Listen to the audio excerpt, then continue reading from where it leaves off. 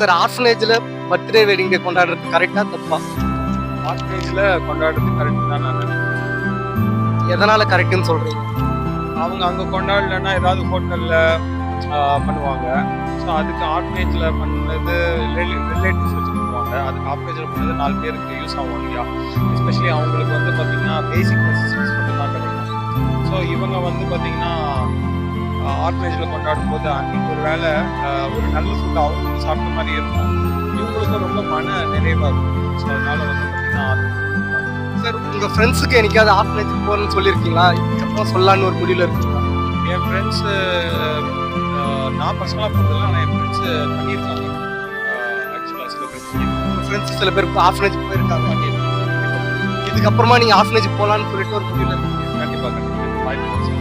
Sir இதை பாக்குற வியூவர்ஸ்க்கு நீங்க ஆர்ஃபனேஜ் போய் உங்க பர்த்டே வெட்டிங் டே கொண்டாடுன்னு சொல்வீங்களா? கண்டிப்பாக கண்டிப்பாக கொண்டாடுங்கன்னு சொல்லுவேன்.